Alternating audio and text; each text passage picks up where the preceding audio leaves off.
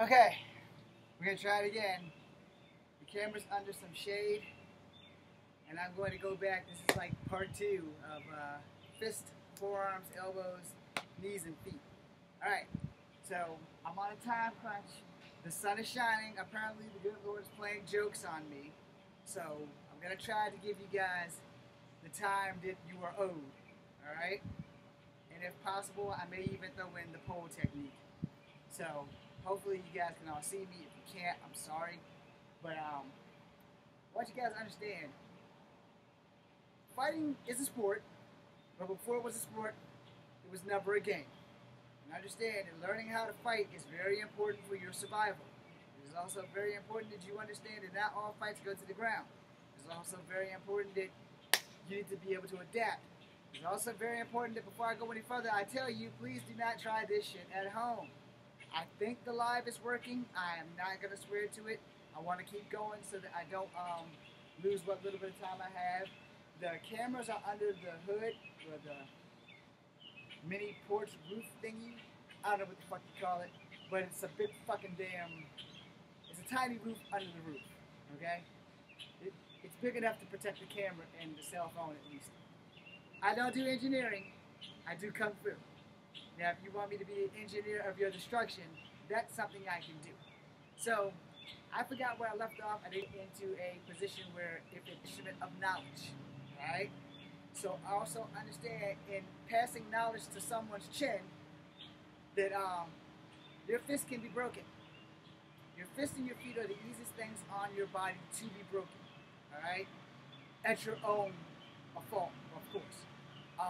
No one's actually going to come by and break your fist, but if you hit somebody who has a steel chin, all you wrestlers and professional fighters know that if you hit somebody who has a steel chin and you're not wearing your gloves to protect your hand, your knuckles are going to get replaced in different spots. That's why when you see people have deformed knuckles and your knuckles are way back here and over here, first we can't blame bad surgery, we have to blame bad breaks. Right? The metacarpals are very, very easy to break, and there's a fucking 100 of them. I might be more, I might be less, I'm not a fucking doctor. And no, I can't play one on TV unless I play Dr. Death Steve Williams, who's a football player, also a wrestler. Anyway, the point being made is that if you hit someone with everything you got, there's a good chance that you're going to break your hand. So you just give them just enough, not everything, but just enough so that they know that they hit. Alright? And if you got heavy hands, half your problem is over. You ain't even got to give them just enough. You just got to swat their ass and they'll be done. Now, don't take that literally, because some people are heavy-handed just by accident. And if you're heavy-handed, you have probably hurt somebody without even trying. So understand that your fist can be broken. So when you throw a punch, you don't want to throw everything you got into that bitch. You just want to put just enough out there. Yeah, just enough. So you can rock their shit without breaking yours. Alright, keep that shit in mind. Now with forearms, you want to probably catch more of this center versus down here or up here. But also, to be honest, it's also going to depend on your body location during that fight. And sometimes you don't have time to choreograph a real fight. Alright? You don't have time for that. If you block and you strike, that strike is tossed. You want to try to catch it with more meat than bone, just in case you hit somebody with the forehead and you break your fucking arm. Yes, you can break your arm by throwing a forearm blow. And I'm sure nobody's told you that, but freak accidents do happen. So you have to be, again, the same with the fist. You want just enough. You don't want to put too much out there. You just enough. Because 9 times out of 10, momentum plays a big role in your fight. Alright? If someone's charging, you sidestep, boom, boom. You know, you don't need to go boom, and then boom, because their momentum's already bringing the power behind it. You just got to bring the connection. So, bridge hand, forearm, or bridge hand, knee, elbow. You'll find a combo that works. Practice them all, providing that you have been trained in said ability to do so. If you have no martial arts training whatsoever, you probably don't want to do that. 1 second, I'm going to get a drink. I'm sweating like a son bitch out here.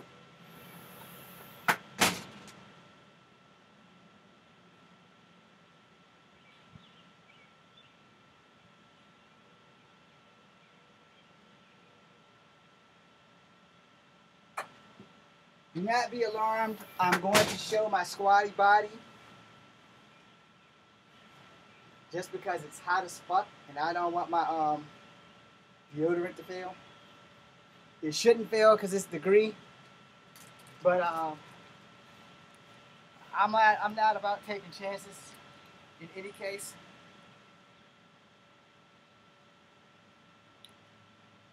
Gatorade should give me a job. Okay, so understand, if you ridge hand, boom, and then you forearm, the ridge hand already did a lot of damage. Don't ridge hand with your thumb out, ridge hand with your thumb in, because this will get your thumb broken. So don't do this. You are not Umaga, so don't try to punch somebody with your thumb. Don't do that, you're going to break your fucking thumb. So, ridge hand and your forearm, you only need to use as little to minimum power, not maximum power, because this will stop the ridge hand becoming a clothesline. Alright? So you just need to sidestep, boom, with that ridge hand, and then there. Alright? Now, earlier I did the knee combo with the elbow, so we're going to rehash on that right now. If you sidestep in your knee, and you're doing kung fu, boom. Understand your targeting. I do not have this. I do not have anything I can use remotely close to a stick. Okay, I think I found something. Nope, not big enough. I found something else.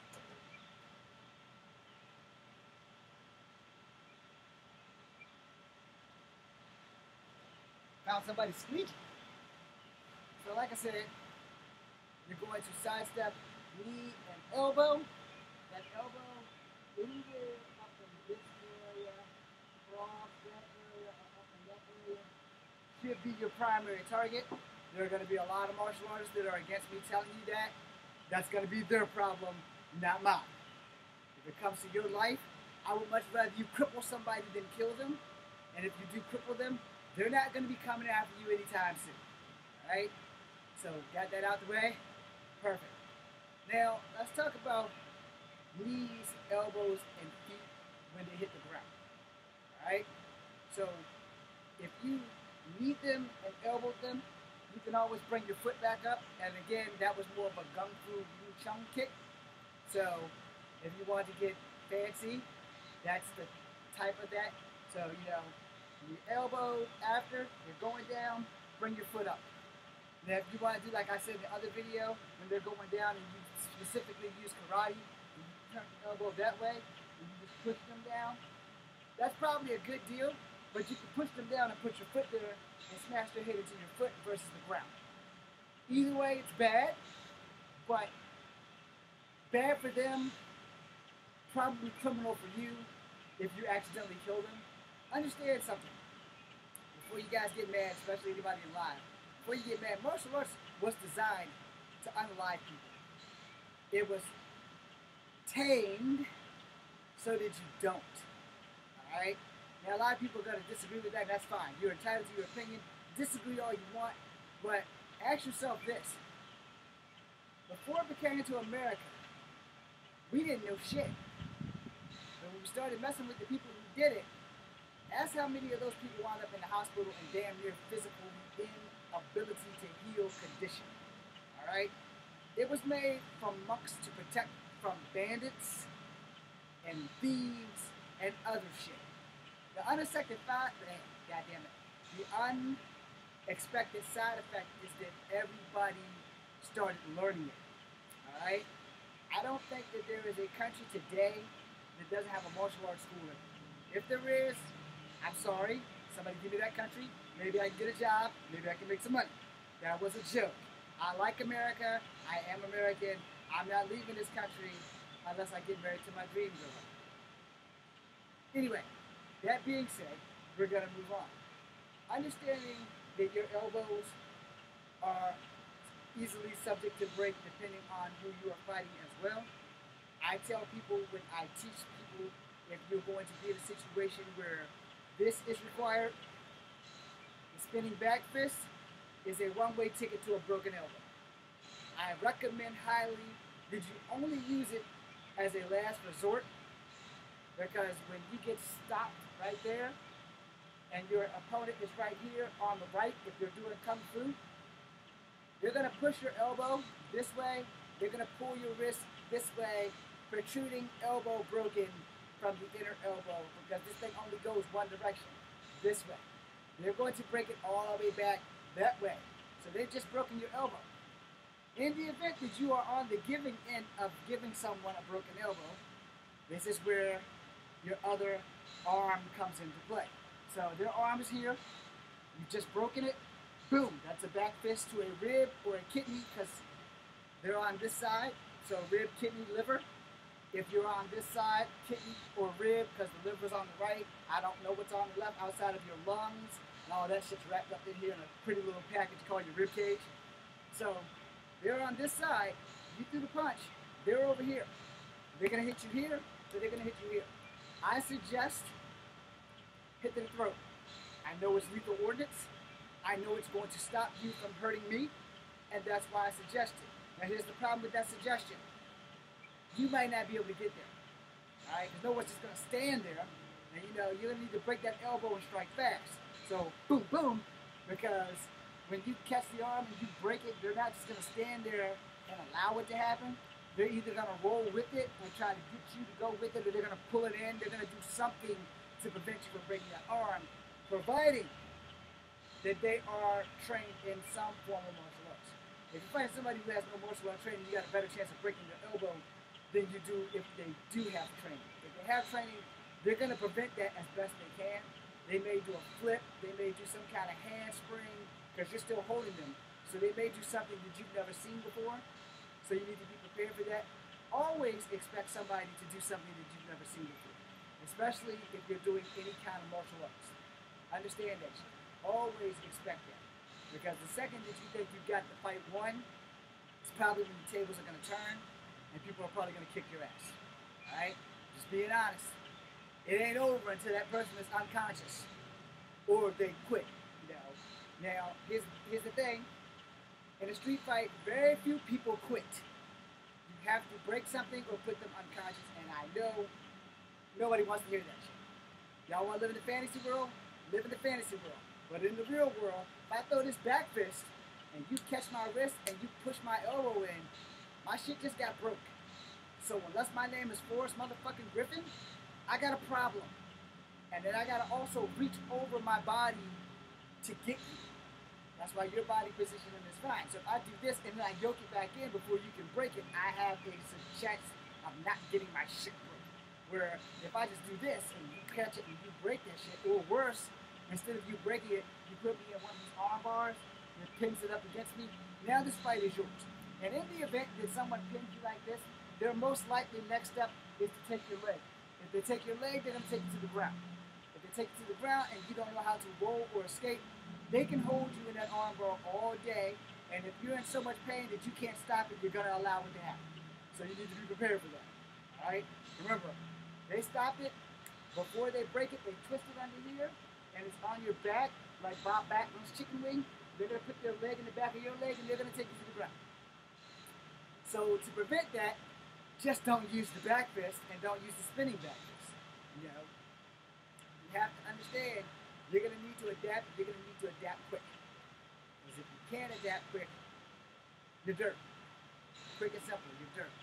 Now, again, like I said, the elbow is subject to being broken with certain punches and certain movements. If you're like back fisting and you're going against someone who's trained, and they block and break and strike, or block, break, and strike, those are easy. You will find someone who blocks, breaks, and strike with their legs. So you need to understand how fighting works. People don't always just use their fists, especially if they're martial artists. And a lot of us, and by a lot of us, I mostly mean me, I'm better with my feet than I am with my hands. My hands are great for grappling, but 9 times out of 10, I'm not going to be able to out-grapple somebody stronger or bigger than me. I know that as a fucking fact, because people are bigger than me. I'm 5'3.5", I'm like 125 pounds. So I know not to try to out-muscle somebody in a fight. It has bad idea written all over. So I gotta outskill their ass. But I gotta trick them into fighting my fight. And that's the thing that a lot of martial artists fail to teach you when you sit here in school, high left, low left, straight, high right, low right, straight. You know, when you're sitting there and you're doing that all day in class, you're learning fundamentals, but those are some shits that you're most likely not going to use. Because when you get into a street fight, the last thing you're going to do is break into a horse stance and do this. Alright, you're not going to do that. When you get into a street fight, you're going to do this. Do not break into crane. They already know you know martial arts. Now they have to be more diligent about how they're going to fuck your shit up, especially if they don't know martial arts. Now for all you wrestlers and grapplers, you know, the second you see me do this, you have options.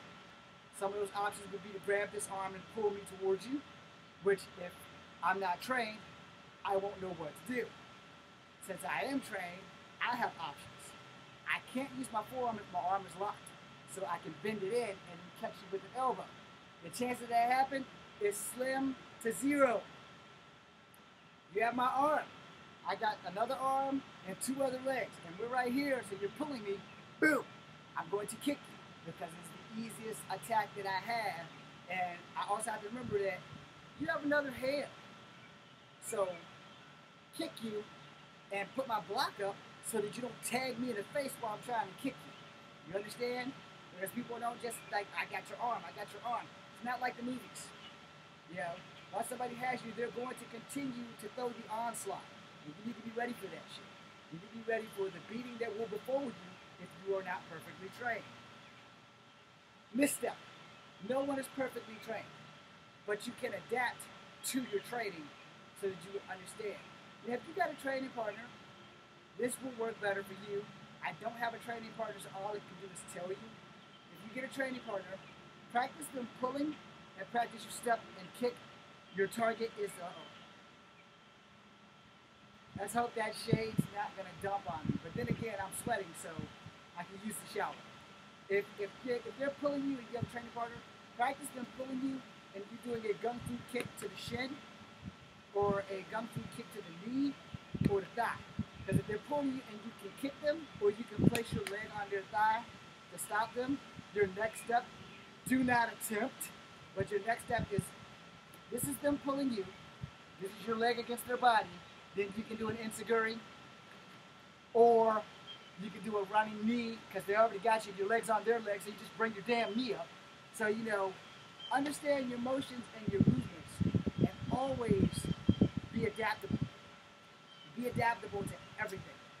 Now, we're not supposed to talk about other things other than your fists, your forearms, your elbows, and your knees, but I'm going to give you this little tidbit, alright, because most styles have a rival style or a counter style, and I can't off the bat guarantee you that this is 1000% true.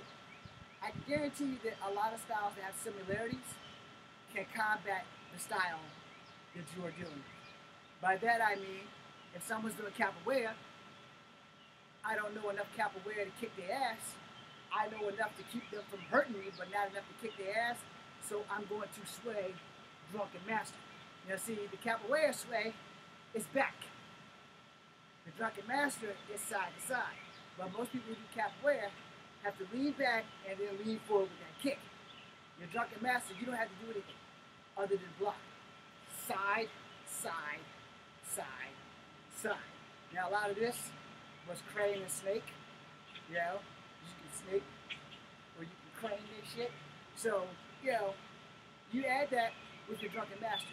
So while they're using one style, you're using three. This way, they have to adapt to your confusion.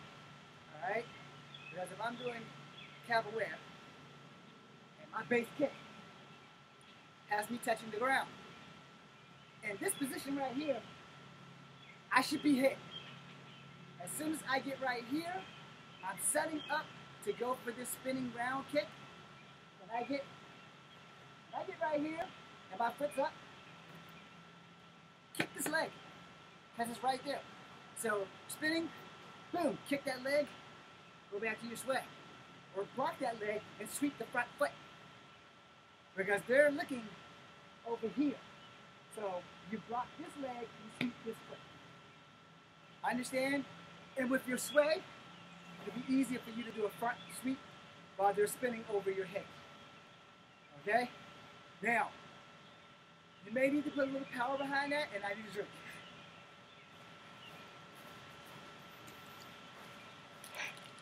You definitely need to put a little power behind it.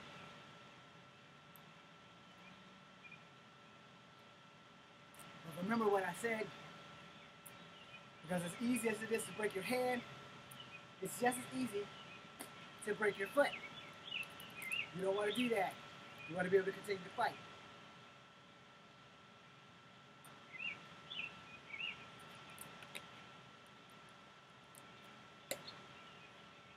That was for fun. Don't worry, gotta pick it up. Anyway, learning what to do against a style by combating it with another style is very important. Which again is why I always say in my videos, be well-rounded in as many martial arts as you can find. MMA, if you want to just get started, then you could probably go with MMA. I normally suggest traditional Wing Chun or traditional Kung Fu or freestyle karate or Kung Fu, something that's going to work in your benefit versus I had to sit here and learn this shit, but what do I need to learn from it? You need to learn how to block, and you need to learn how to punch and kick. Most schools teach you how to block first, because a good defense leads to a great offense. At least that's what they told me. Here's that thing though, you need to be well-rounded, because if your defense is good and your offense is bad, you're going to get your ass kicked. But you'll know how to take your beating because your defense is good. Fuck that shit. Get everything in order. Your defense and your offense. But if you get into a fight, this is your stance. If you're southpaw, this is your stance. If you're doing Wing Chun, your southpaw stance is your stance. If you're doing certain Kung Fu, your southpaw stance is your stance. Because if your power leg is your right leg and you block and you strike, and that way you're right there, target, target, target, you know, boom, boom, it's there. And it also gives you a chance to spring back so you can retake your stance versus, let me get over here, block, boom, that might work, but you remember that they have another hand. In all styles, remember that your opponent has another hand. A lot of people tend to forget that, which is why I always tell people, if I'm going to teach you defensive measures, I'm going to do Kung Fu. You can hate me all you want, but when you think about what I'm about to tell you, it will work better in your favor, okay? In Kung Fu, I was taught, hear my words, I was taught, get to the outside. Get to the outside, make them work, all right? In karate, it's always attack, counter, attack, counter. So if you throw a right jab to my face, I block, and I throw a right jab to yours, but you're gonna block, and we'll be doing this all damn day. For Kung Fu, providing that I am not in a situation where I can't get to the outside, boom, break, strike, okay? Now y'all might not think that that makes a lot of sense. So the person is throwing a punch.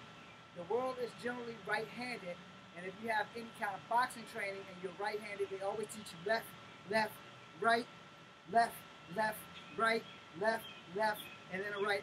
So you see, you got an uppercut, you got a cross, and you got another jab. All right?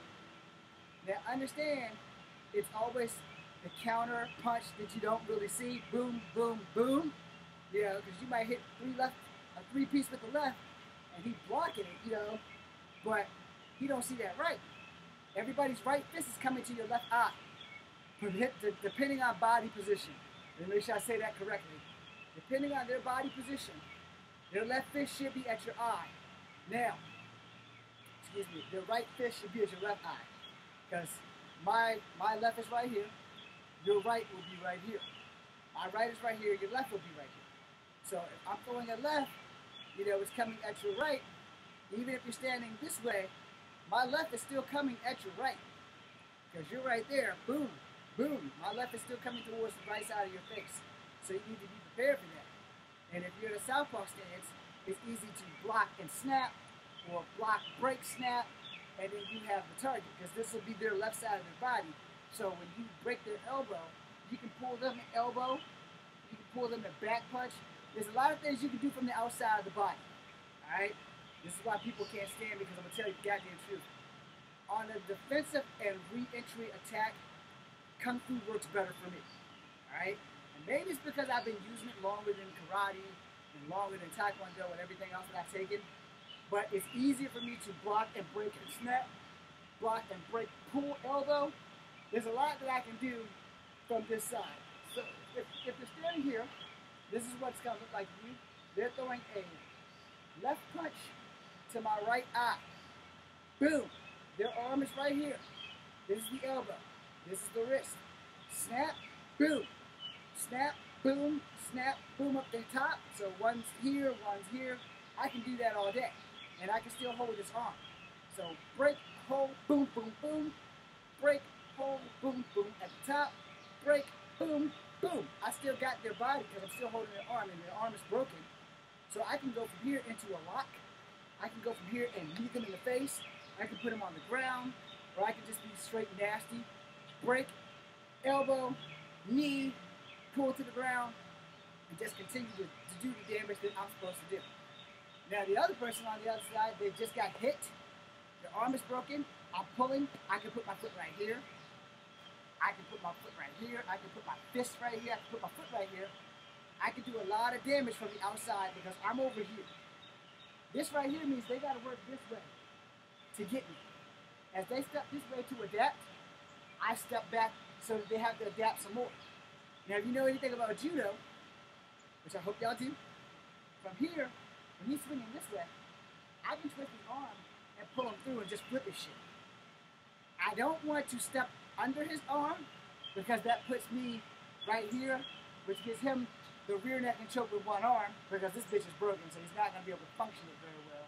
But that just means I fucked up. So, to not fuck up, when he's moving, I'm just going to step through. Now, in your point of stepping through, you probably will come across his body. So you need to move swiftly. You're jerking him through. Now, it's not going to be like that Hollywood flip where, boom, you got to be pretty strong to do that to somebody. I am not pretty strong to do that to anybody, so I'm just going to keep that shit real. I'm going to have to literally step to and do the Ronda Rousey judo throw, which is the standard judo throw. It's only famous because Ronda's famous, but it's a standard judo throw. She just does it with fucking swiftness. You know, I forgot the person who taught her, but it's still just a regular ass judo throw. I understand when a famous person does something, the move becomes famous because the famous person does something. It's always been a move. You know, if you learn traditional judo, you learn the 3-step turn. So you got them by the lapel. 1, 2, 3. You know, so you got them. They're pushing, and you're pulling them by their lapel or by their gi or whatever they're wearing as you turn. Now there's ways you can do it effectively because you can bow the hip, or you can just go with that and just roll. You can also grab in a headlock and put them in a goddamn guillotine for all I give a fuck. But you need to know your options. You know, again, if I had a training partner, this would be a hell of a lot easier to actually demonstrate. I do not have a training partner. There aren't too many people brave enough to actually let you demonstrate with them. Most of it is out of fear that they will get hurt. And I understand that. I respect that. But at the same time, I don't want you guys to think I'm teaching you a bunch of bullshit. Okay? So if you do have a training partner and they have some inkling of what I'm trying to show you and you choose to practice it, please practice it safely. Respect your training partner. Don't do anything that's going to get them hurt. Please do not practice breaking their elbow. You can practice the lock, but when they feel the tension, stop. Because the tension is going to lead to the broken arm. Do not try to be tough and keep letting your partner, yeah. No, fuck that shit. Tap. Because your elbow will be sprained, and if it doesn't get sprained, the bitch will get broken. So practice safely, because if you don't, you're going to hurt somebody, and you're going to hurt them really fucking badly, and we don't want that to happen. Understand how that works? You have to be careful when you're training. Anything that I'm showing you, it is going to be effective, but it's also going to be somewhat lethal, because you're breaking an elbow. An elbow has an artery. It controls the flow of blood. So you don't want to fucking permanently damage somebody. Big ass rock. You don't want to permanently damage anybody, especially your training partner. But understand that what you can do to somebody, someone can very well do to you. So respect your training partner. Respect the concept. I gotta get another Gatorade because I'm burning up. And I've barely done anything.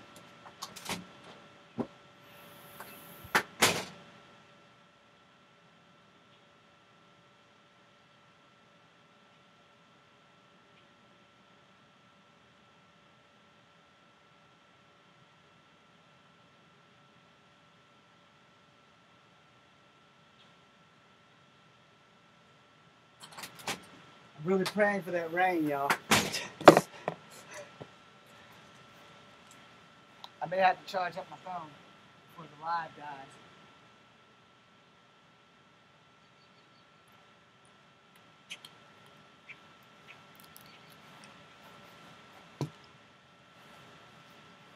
Now, you have to understand, there are more than 127 martial arts.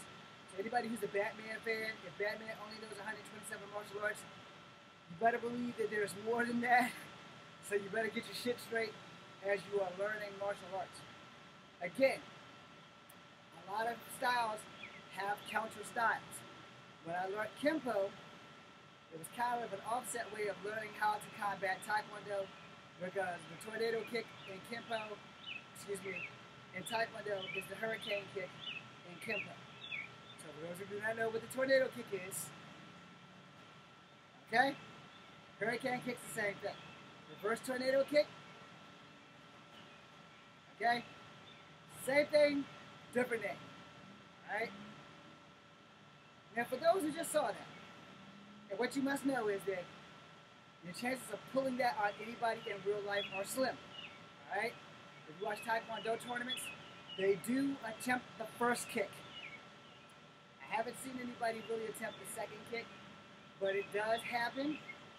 But you got to get the setup straight. All right?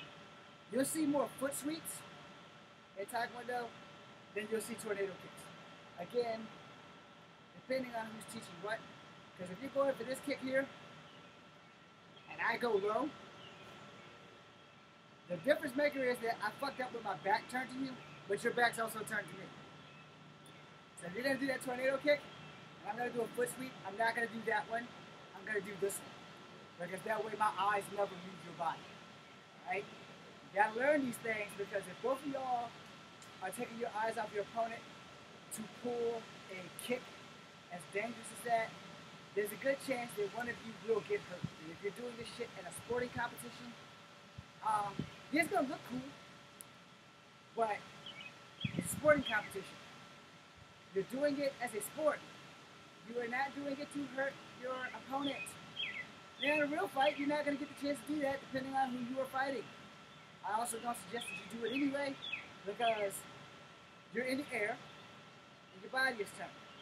And it won't be much for somebody to sidestep that tornado kick, ridge hand, forearm, elbow, or knee your shit when you come down. What happens if you land and they jump and knee your shit? Alright? You gotta understand, as I said in video 1, you need to be able to pull a knee, an elbow, and a forearm strike out of every angle. And if you are trained properly, especially you fucking Muay Thai guys, I know you guys are trained properly. Those Muay Thai guys can pull a knee out of anywhere. And you need to know that. Especially if you don't know what style they're using.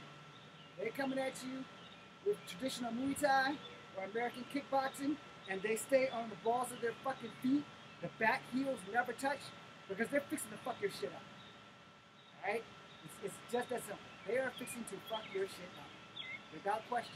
So you need to understand whichever, also again, whatever style of whatever Muay Thai gym they come from, whichever one teaches them that the closest weapon is the one you use, because in Kung Fu, the closest weapon is the one you use.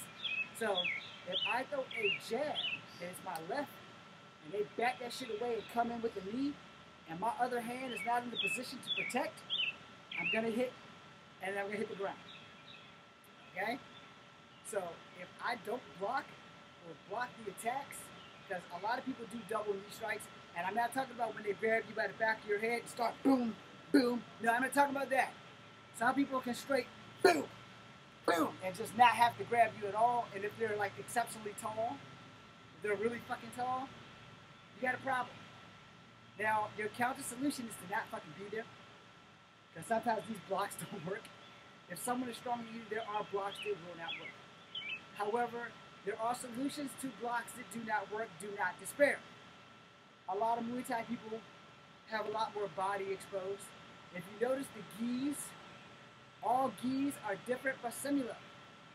Muay Thai don't wear gi. Wife beater and shorts. Shorts expose the muscles of the leg. So this is the part where I piss off Muay Thai people.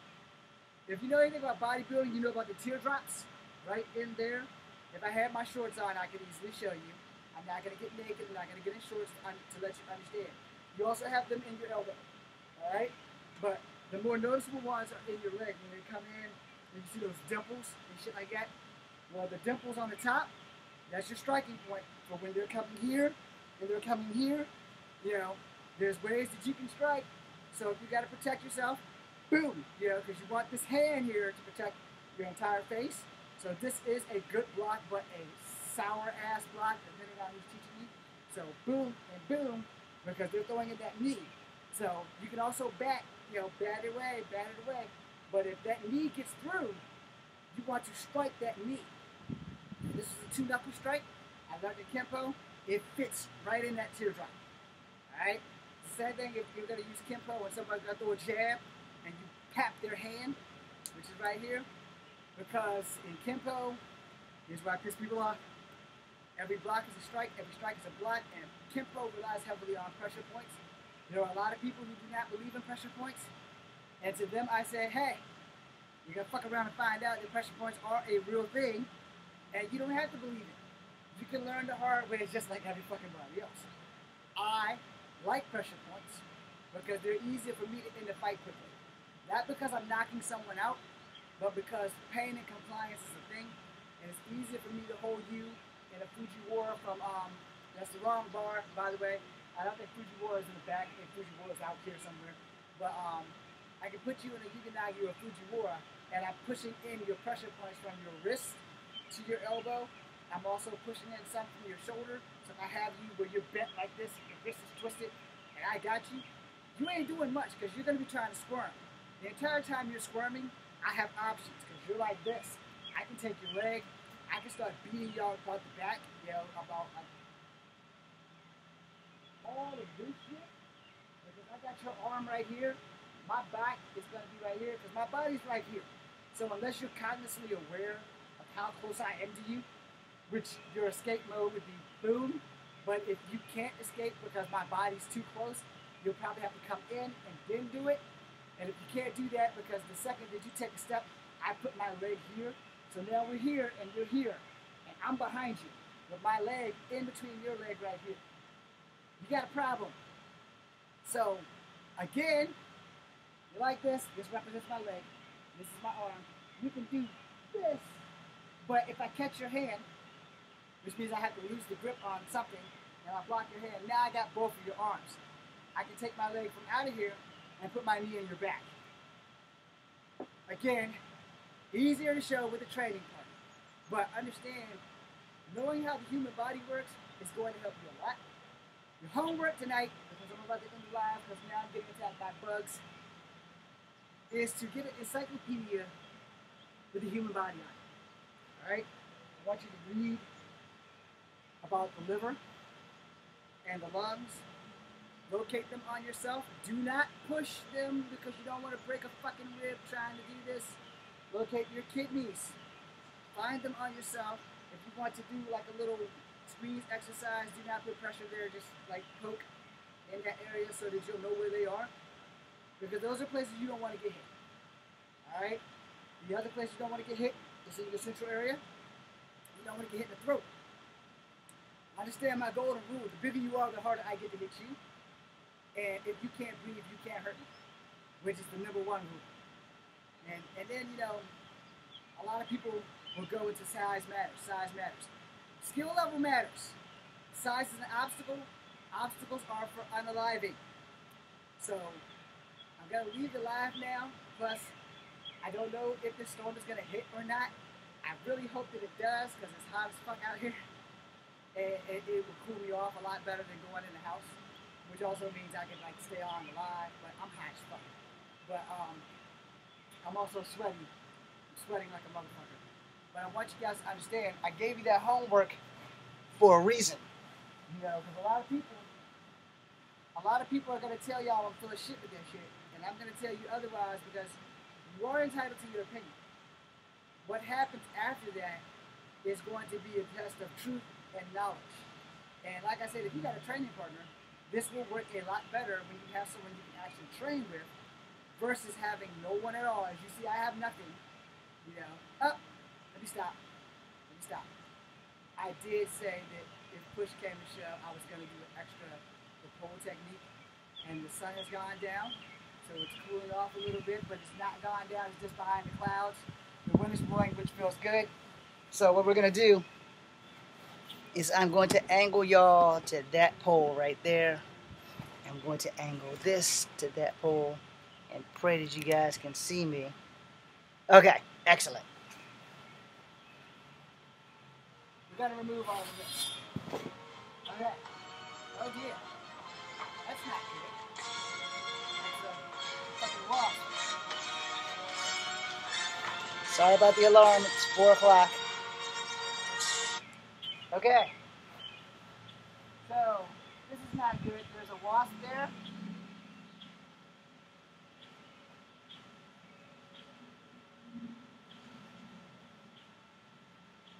I'd like not to get stung. Damn. Totally missed. Now go find your home.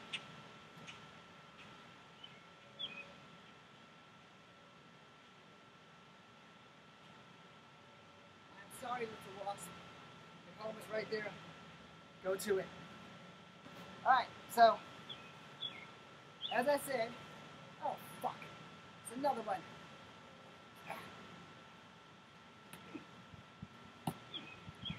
I am missing this wasp house. Right. Okay. There we go. Making sure there wasn't any in the hole. Alright. So for the pole technique, understand you need to keep your opponent on that side. That is very important. That wasp wore me out. It is very important for your safety that he stays on this side. He goes over here, boom. He goes over here, boom. If you start over here, your job, whoop, taken out by a wasp on live video. I don't want to kill you, little guy. Especially since I'm not going to eat you. Okay, sorry about that. Live TV, y'all. Wasp was attacking. I don't know if this camera caught it, but anyway. If you start over here, and they're throwing a punch, your options are blocking, sidestepping so they hit this, either way, and then you want to retreat to this side. Especially if you're not a strong fighter. If you're not a strong fighter, you need this technique. Alright? You need this technique for 2 reasons. First reason is you are not a strong fighter. But you can beat somebody with this faster than this. Alright? So, make them work. He's over here, step here, boom. He's still over there, boom. You know, keep him at bay. This thing stays between you at all times. Alright? He comes over here, boom. Boom. You can throw knees, boom. You know, you have to be prepared for what you have to throw. It is very important that you keep your lifeline, which is this pole, between you and oblivion. If I throw a punch and you pull me into the pole, now you have control. Okay? So that's what you do when they throw a punch. Get control and push them to the pole. Snap an arm, throw a fist, you can let them go. You just broke their arm. Now they're pissed. They have 2 options. They can continue to fight you, or they can go home. Pride comes before a fall. So you're probably going to get somebody who's too stupid to realize they should probably go home. So you bait them. Now they're going to throw a kick. The kick's coming over here. Boom. You just sidestep. They kick this thing. You catch their leg. Bam. Slam their knee into this bitch. Do not stop. If you want to put their knee here and then pin them, now you can hit them. They've broken their left arm and their right leg, or their right leg and their right arm at the same damn time, depending on what punch they threw, and you pinned them here. Now you get them in here, push that back, push this forward, it's broken against this thing. Understand how these things have to work. There's a little bit of physics to it, but it's more like, it's not so much as physics as brutality. As you know, if I throw a punch and you pull me into it, now you're holding my arm, you can work the body with your legs. You can just be kicking the shit out of me. So I'm holding you here, and I'm over here, your body's right here. Boom, boom, boom. I don't have to stop. I probably should after about the third or fourth kick, because I'm either going to take ribs or I'm going to take your head. I'm not going to worry about your legs, because you're struggling. While I got this arm, I can lock it with both hands and hold it against this thing all day long. Boom, boom, boom. I don't have to let you go, but I can do enough damage to you that you're going to wish I let you go. Understand the pole technique does work.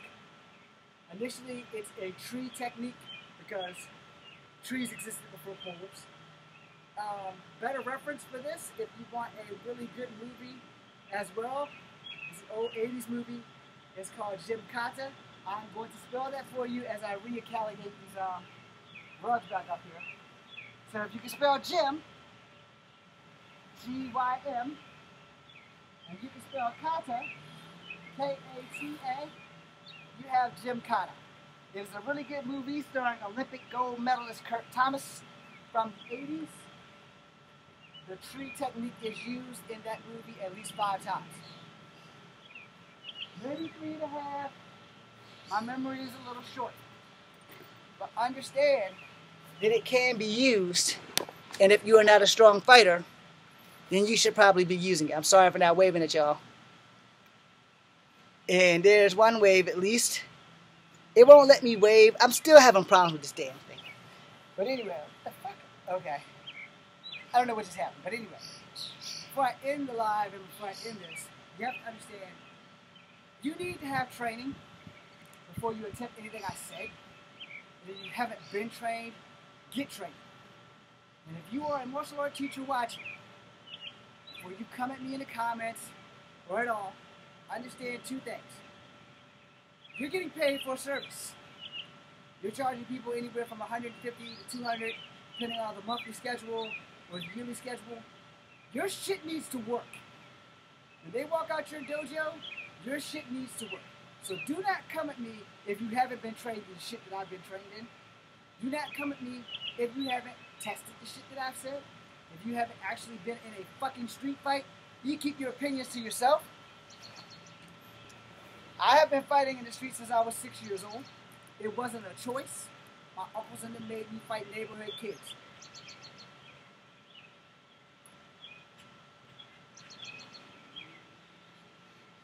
I do not have to prove shit to anybody. But as I love to say, I give warnings, not invitations. Watch me miss. I knew I was going to miss. Let's try again. I'm old. New kick. Let's solve that problem.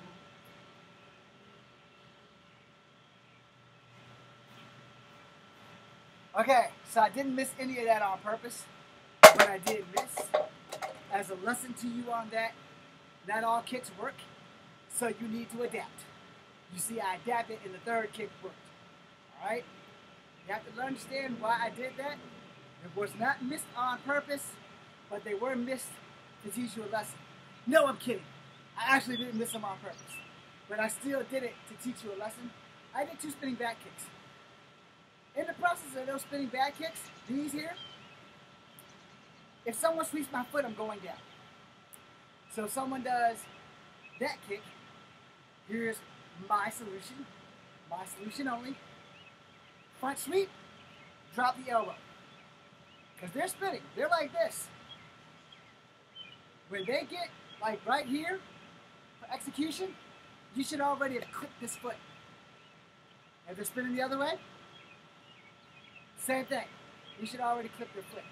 Now, I understand there's more than one variation of spinning back kicks because there's a spinning outside to inside crescent kick. I can no longer do it correctly, but it should look like some of this crap. So I'm going to spin kick, but it's going to be like an axe kick coming down. I'm going to butcher this shit. So slowly spin up and then down. But when you get right here, it should be more like crescent kick. Boom. So that would do it that way. But there are people who have been taught the spinning axe kick. I don't have that skill anymore because of hip replacement. However, I will tell you this. Anyone who thinks that they've lost any skills or think that they've lost a skill or a kick in any way, shape, or form, you'll probably find it when your life depends on it. Alright? But also understand that a lot of kicks, you're not going to use in a fight. Fight's happening too fucking fast. It's happening lickety split, 2 to 5 minutes max. So you have to understand, you need to have your game plan straight, but your game plan is thrown out the window the first second you get hit. I promise you. Everybody thinks they're a badass until they start leaking. That's just a fact. Everybody thinks they're a badass until they get hit and they're busting a Power Ranger spin because the person that hit them had enough power to do that.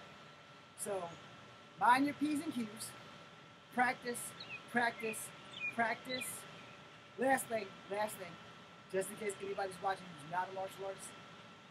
When you take a martial art, this is very important. If you don't listen to nothing else I say in this video or this live, listen to this. This is very important. I say it on my TikTok, so I'm going to say it here on Instagram, I'm going to say it on my YouTube. First, get well-rounded. Second, be very adaptable. Third, don't fuck with wasps. That's not relevant. But third, and most importantly, after you leave the dojo, you go home and put another half hour. If you can't do a half hour, do 10 minutes. If you can't do 10, do 5. Do 2 if necessary. But put that extra work in there, because if you don't, you're going to learn what you're made of the hard way. Where from 7 to 14, after homework was done, I trained every day. Every day. After dojo, I'd come home and I'd train some more. At 17 and 16, when I started learning Taekwondo, I trained after I left Master Innocent School of Inter Stairway. I would go home, I'd put another hour in. Now, the only time I didn't train was after work, because I didn't get off from work till 11 o'clock. However, there are stories of me being jumped at my job on the YouTube channel, and I can give you the long and short version. So, we'll do that right now. I was at work with this dude that kept calling me chief. I should have kicked him in the face, but I didn't. I met this young kid, he was white, about freaking 15, 16. He was in my age group, and I was outside practicing. I should not have been outside practicing, but hey, free country, practice where you want. So I'm outside doing this. Alright? Then I'm outside doing Chris Jericho's, that one. So it looks like this one here. Alright? So I'm outside doing that. And I'm doing tornado kicks. Kid comes by, he's impressed. He tells his friends. His friends are slightly redneckish. So, I'm in Virginia. So if you don't know what redneckish is, it's basically, they're not so much racist, but they're closer to the line of asshole. And I'm an asshole, so assholes can't be in the same area because it starts to stench. So, I go take the trash out. One guy's talking a lot of shit. I let my guard down. The other guy came up behind me and got me a reverse bear hug. So basically, my ass was at his shit, and he starts ragdolling me. So I flipped him over, and he couldn't do anything else. I elbowed him, I rolled off of him, and I went to go hit him, and his girlfriend got in the way. That's the long and short. Then my coworker, who thought that I was full of shit, his name's Chris. Hi, Chris. I'm sure you remember that night, wherever you are, brother. He's a big, tall, white dude that was a ginger. He used to make fun of me all the time. He would call me the Karate Kid. He would tell me my shit was bullshit. Until that night. He never said anything bad to me after that shit ever the fuck again, other than, you're awesome. And it seemed like he never ever got over it. He watched that shit unfold and didn't come up there to help me because he was trying to max some chicks. which also were there. He literally, when I got back with the trash cans, he stopped talking to the girls to let me know how awesome I was. And I'm like, dude, why you didn't come help? You ain't need my help. I thought your ass was fake, but clearly you're not. That's why I always say I send warnings, not invitations. And you understand that your training is very fucking important. You need to put that extra training in. If you are a beginner, I get it. But if you want to do martial arts, it ain't just martial arts. It is life blood. Understand that shit. If you're getting into martial arts, you're not doing it to be a martial artist. You're doing it because it is a way of life. It is your life.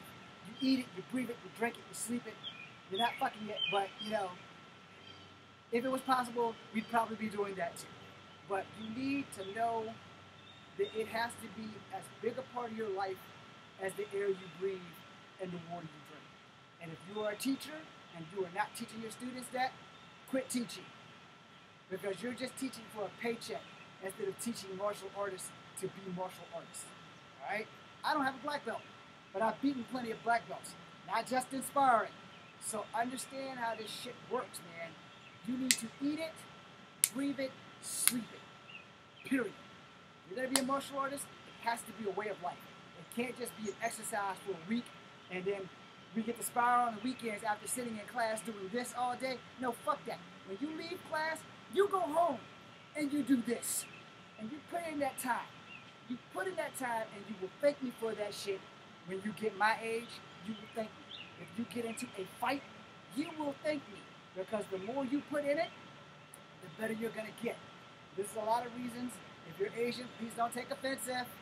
Because what I'm about to say, for the most part, is 1,000% true. A lot of Asian families start their sons and daughters in martial arts at the age of 3. Alright? Those proteges that y'all see come out of the woodwork, they've been doing that shit since they was 3. I wish my parents would have gotten me into it when I was 3. The truth be told, my parents never took me to a martial art lesson. I learned it for free when I was 7 till I was 10. Then I started learning other martial arts from other people for free. And then I took Taekwondo. And I took Kempo for free. Taekwondo I had to pay for.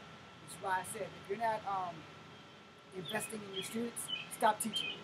If you are the worst student in that classroom and your teacher, who knows it, won't give you a discount, won't pull you off to the side and make you train a little bit more, it's going to be a pain in the ass. But it's going to be worth it.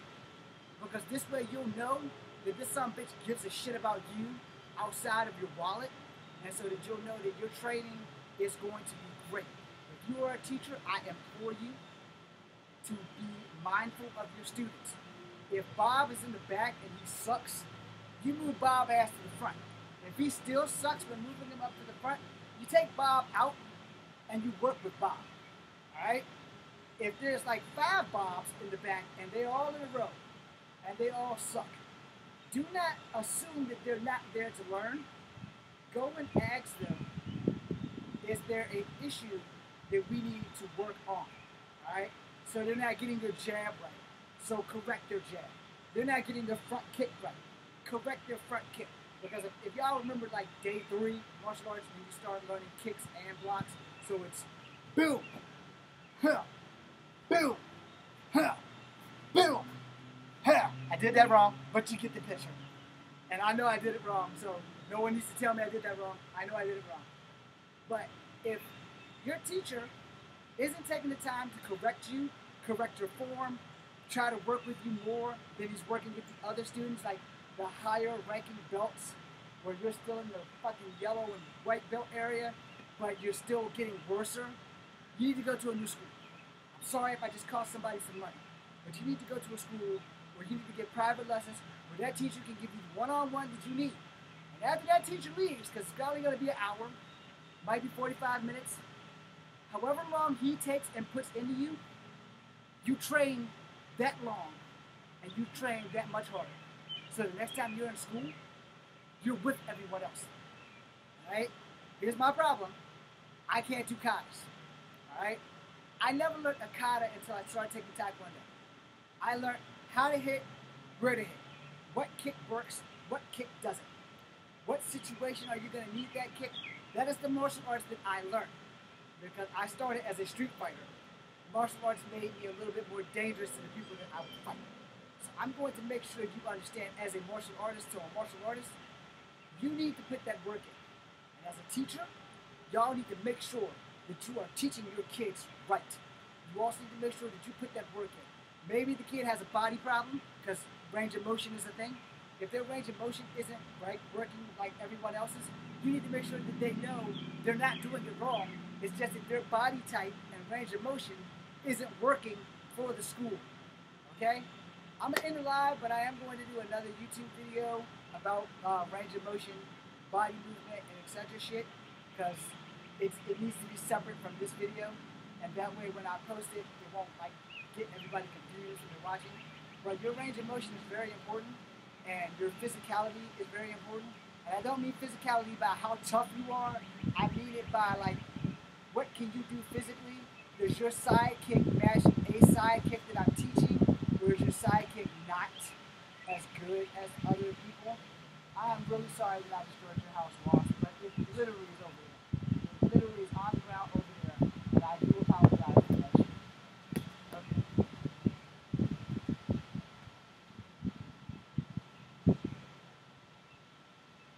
There.